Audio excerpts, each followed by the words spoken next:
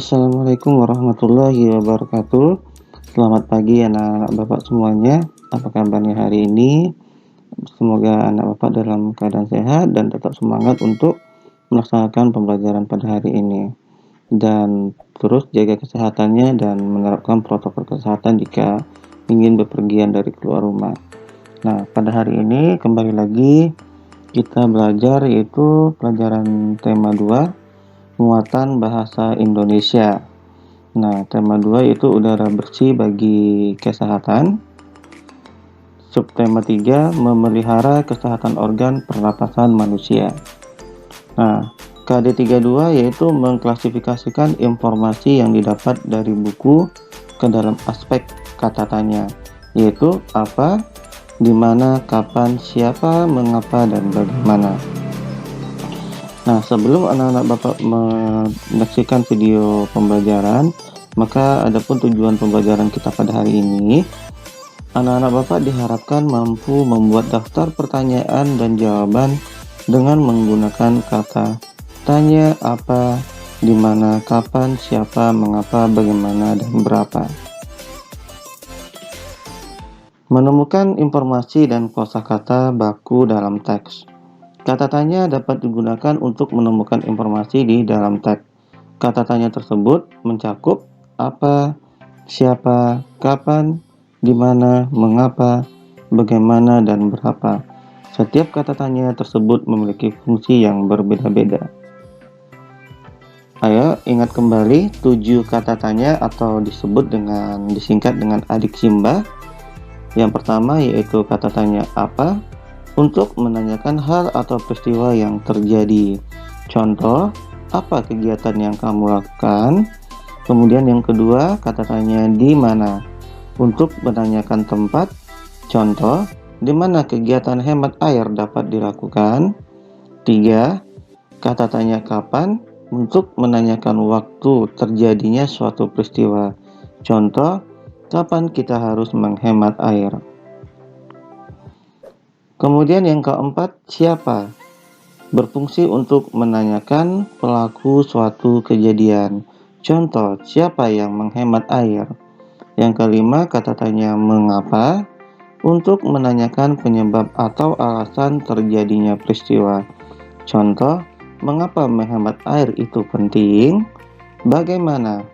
Untuk menanyakan cara, keadaan, atau proses terjadinya suatu peristiwa. Contoh, bagaimana cara menghemat air? Kemudian kata tanya berapa, untuk menanyakan banyak atau jumlah benda. Contoh, berapa biaya penggunaan air di rumahmu? Nah, kemudian di sini ada sebuah teks yang Bapak sajikan. Nanti dari teks ini anak-anak Bapak dapat membuat informasi atau mencari informasi dengan menggunakan kata tanya. Nah, bacalah teks berikut dengan seksama.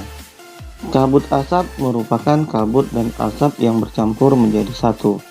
Kabut adalah uap air yang berkondensasi atau mirip awan yang melayang di dekat permukaan tanah. Sementara itu, asap adalah uap hasil pembakaran. Oleh sebab itu, kabut asap termasuk dalam pencemaran udara. Dampak negatif kabut asap yaitu masalah kesehatan pernapasan atau iritasi mata, hidung, dan tenggorokan. Untuk mengurangi dampak kabut asap, penggunaan masker dan kacamata sangat disarankan. Keduanya berguna untuk melindungi pernapasan dan mata beraktivitas di kawasan yang terpapar kabut asap.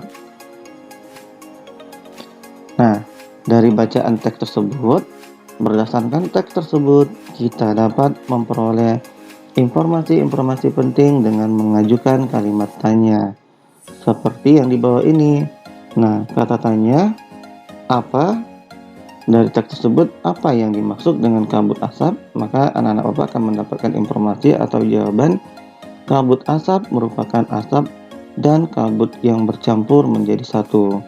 Kemudian kata tanya bagaimana? Bagaimana cara mengurangi dampak kabut asap bagi manusia? Maka informasi atau jawaban yang kita dapat dari kata tanya tersebut, kita dapat menggunakan masker yang berguna untuk melindungi pernapasan. Nah, ini adalah contoh memperoleh atau mencari informasi-informasi penting dari sebuah teks bacaan dengan menggunakan kata tanya. Kita lanjut. Kalimat tanya adalah kalimat yang gagasannya berupa pertanyaan yang bertujuan untuk meminta tanggapan dari seseorang untuk pertanyaan yang diajukan. Tanggapan yang digunakan bisa berupa penjelasan yang panjang maupun yang berbentuk konfirmasi. Nah, selain memperoleh informasi dengan menggunakan kalimat tanya, anak-anak Bapak juga bisa mendapatkan informasi dari kata-kata penting atau disebut kosakata penting yang terkait dengan teks. Jika ada kata yang belum tahu maknanya, maka anak-anak Bapak dapat menggunakan Kamus Besar Bahasa Indonesia atau disingkat dengan KBBI.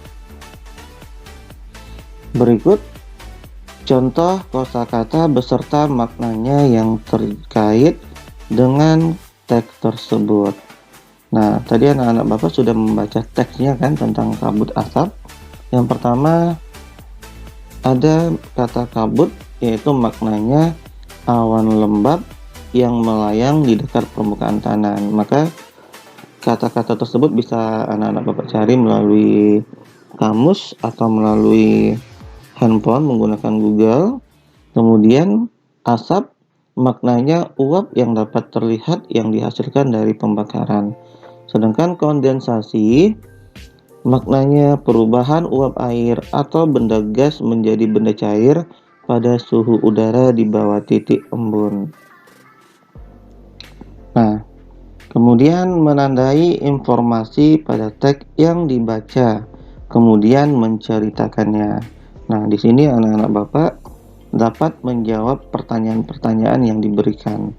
Nah, kita dapat menandai kata kunci.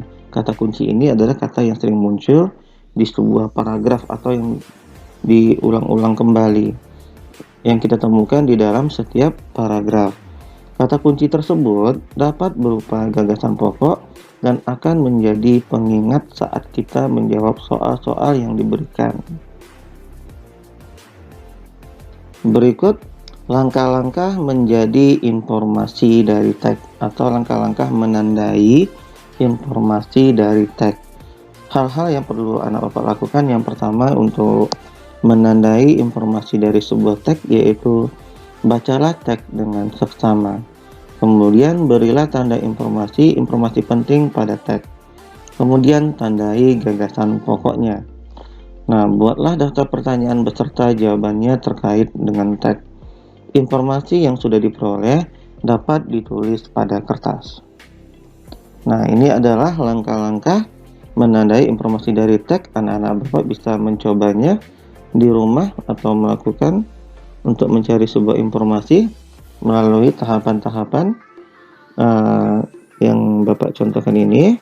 Kemudian kita lanjut. Menceritakan kembali cerita bergambar. Cerita bergambar adalah cerita yang ditampilkan dengan menggunakan gambar.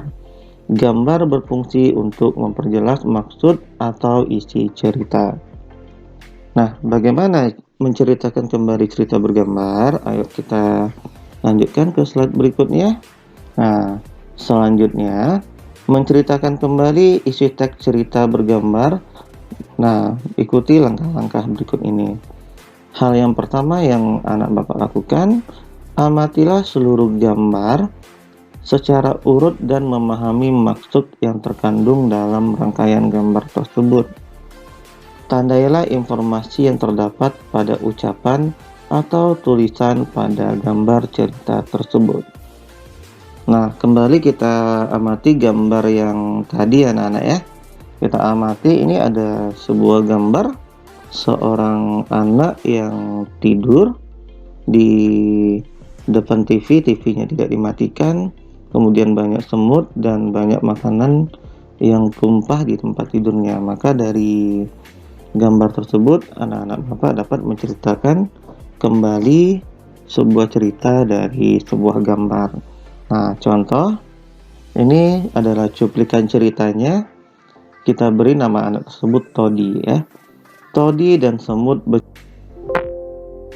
bercerita tentang seorang anak yang bernama Toddy. Toddy gemar makan coklat dan kue manis, tetapi Toddy malas untuk membersihkan sisa makanan. Suatu hari, Toddy tertidur setelah memakan kue. Tangan dan mulutnya masih kotor terkena sisa makanan. Saat Toddy tertidur, pasukan semut mengurungi tubuh Toddy. Semut-semut menggigit tangan dan muka Toddy hingga bentol-bentol. Toddy terbangun dan menangis. Toddy merasa tubuhnya gatal-gatal. Sejak saat itu, Toddy selalu membersihkan diri setelah makan.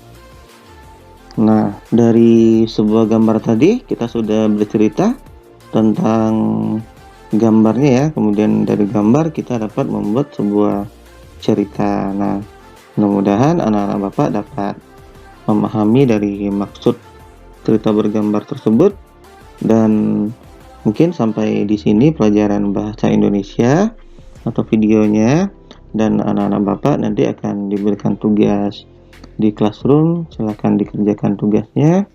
Nah, kesimpulan belajar pada hari ini, nah anak-anak Bapak dapat mencari informasi penting melalui kata tanya atau mencari informasi penting melalui pertanyaan-pertanyaan, dan juga dapat membuat menceritakan kembali sebuah cerita melalui gambar.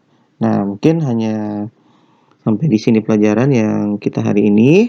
Sampai jumpa kembali anak-anak Bapak untuk pelajaran berikutnya.